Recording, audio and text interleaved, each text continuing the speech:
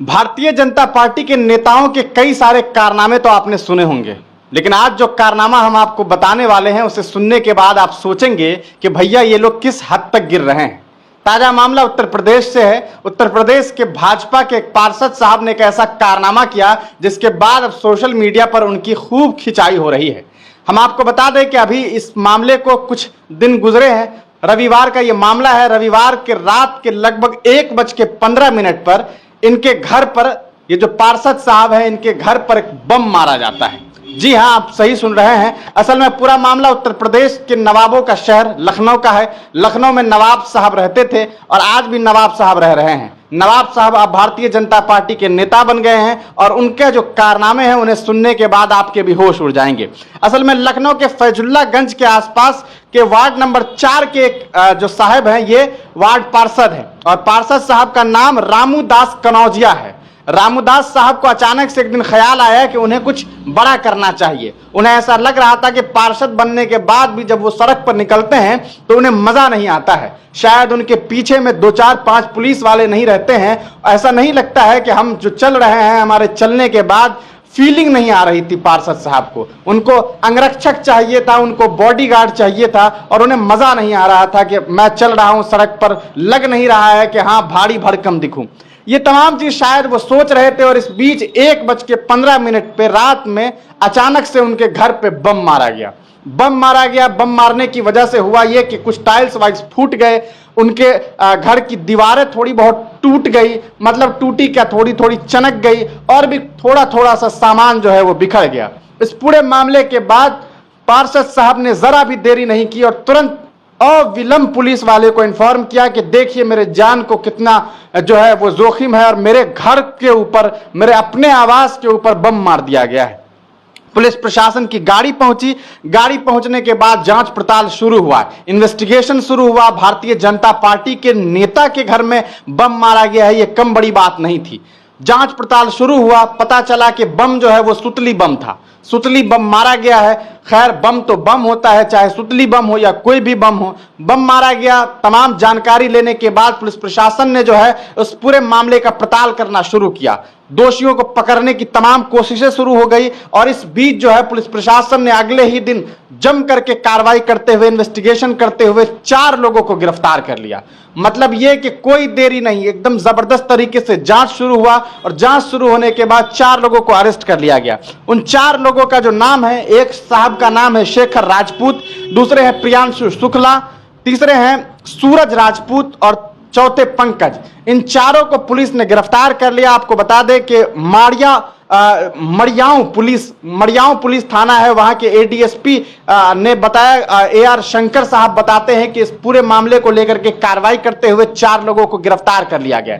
4 की जो है पुलिस प्रशासन ने जम करके उनसे पूछताछ शुरू की। कहा जा सकता है उनके साथ जो है वो इन्वेस्टिगेशन शुरू किया और उनसे पूछताछ की कि भैया तुमने ऐसा क्यों किया, आखिर ऐसा कैसे हो सकता है कि योगी राज में भारतीय जनता पार्टी के नेता के घर में बम मार दिया जाए, आखिर क्या इसके पीछे की वजह है, कौन सी ऐसी साजिश थी, क्या वजह थी कि आप भारतीय जनता पार्टी के नेता के घर में बम मारना चाहते थे, उन पर हमला करना चाहते थे। इस पूरे मामले की जब पूछताछ शुरू हुई तो पता चला कि ये जो साहब हैं रामूदास कनौजिया साहब, पार्षद साहब, ये साहब ने खुद ही अपने 4 लोगों को हायर किया था। 4 नहीं बल्कि 8 लोगों को हायर किया था और उन लोगों से कहा था कि तुम हमारे घर पर बम मारोगे। जी हां, सही सुन रहे हैं आप। मतलब ये कि पार्षद साहब ने खुद से खुद के घर पर हमला करवाया और जब इसकी वजह जानने की कोशिश की गई तो पता चला कि पार्षद साहब अपने विरोधियों के ऊपर इल्जाम लगाना चाहते थे।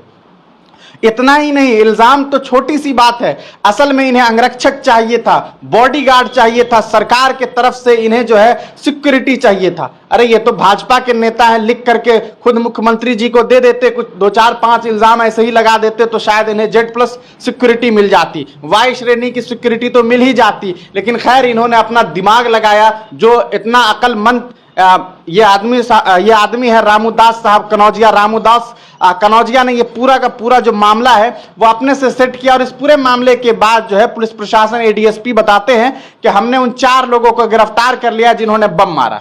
लेकिन सवाल ये उठता है कि 4 लोगों ने बम मारा, उसे गिरफ्तार करना था या जिसने बम मरवाया उसको गिरफ्तार करना था? तो पार्षद साहब को गिरफ्तार होना चाहिए था, लेकिन पार्षद साहब गिरफ्तार नहीं हुए, पार्षद साहब फरार चल रहे हैं। अब कुछ लोग बता रहे हैं, ऐसी खबरें आ रही हैं कि पुलिस प्रशासन ने पार्षद साहब को छोड़ दिया। असल में पार्षद साहब का लोकल विधायक से वहां के बहुत जान पहचान है, और जान पहचान इस वजह से है क्योंकि पार्षद साहब ने विधायक साहब को जिताने के लिए खूब मेहनत की थी, और ऐसी वैसी मेहनत नहीं की। कहा जा रहा है कि बहुत सारे तादाद में इन्होंने वोट का इंतजाम किया था और बहुत सारा वोट दिलवाया था। अब वक्त आया भाजपा विधायक का, उस लोकल विधायक का, कि वो अपना हक अदा कर सके कि भैया हमारे लिए तुम काम आए हो, अब हम तुम्हारे लिए काम आएंगे।